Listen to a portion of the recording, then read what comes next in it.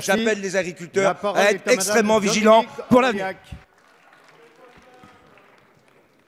Merci, Monsieur le Président. Madame la ministre en charge du numérique et de l'innovation, le gouvernement a mis en place une politique visant à couvrir l'ensemble du territoire en réseau mobile et Internet via notamment le plan France Très Haut Débit et le plan de résorption des zones blanches. Je ne peux que saluer cette initiative indispensable au désenclavement et à l'avenir des territoires ruraux. En ce qui concerne la téléphonie mobile, la règle définie par l'État dans le cas d'un marché national impose à la collectivité d'être propriétaire des ouvrages qui seront mis à disposition de l'opérateur. Cette règle engendre des dépenses importantes, alors que des sites appropriés sont parfois des pylônes existants appartenant à TDF.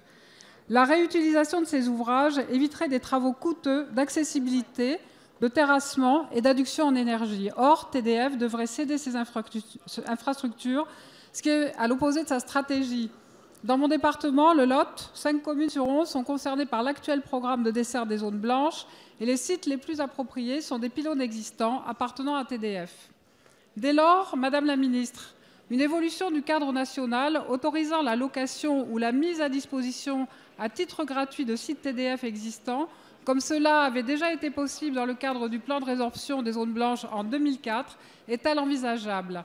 Par ailleurs, le gouvernement a bien pris conscience de la problématique majeure des zones blanches en téléphonie mobile, mais celles afférentes aux zones dites grises qui sont couvertes par un seul opérateur, mais très insuffisamment, ne semblent pas être prises en compte.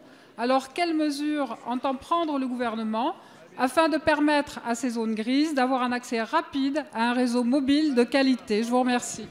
Merci. La parole est à Madame Axelle Lemaire, secrétaire d'État chargée du numérique et de l'innovation. Merci, Monsieur le Président, Mesdames et Messieurs les députés. Madame la députée Dominique Orliac, le gouvernement fait beaucoup pour la couverture numérique des territoires, en particulier pour les réseaux fixes, l'Internet en très haut débit.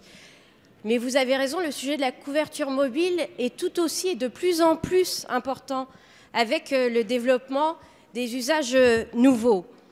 Or, il fallait répondre à l'urgence à court terme et nous avons lancé ce plan de résorption des zones blanches pour faire disparaître les communes qui aujourd'hui encore en France n'ont pas du tout de couverture mobile.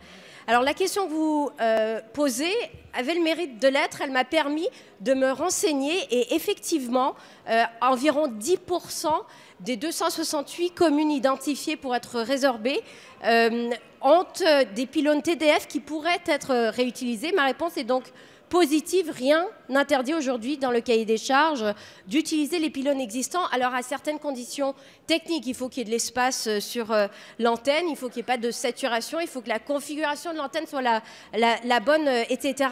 Et puis il faut aussi s'assurer qu'au final, l'objectif recherché qui est d'enrichir la commune est bien rempli.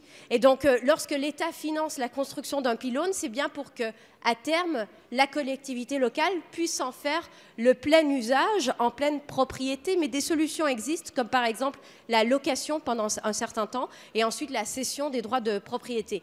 Vous parlez enfin de la suite. Et la suite, ce sont les zones grises. Le 12 décembre prochain, avec le sénateur Cratinger, je lancerai un outil innovant.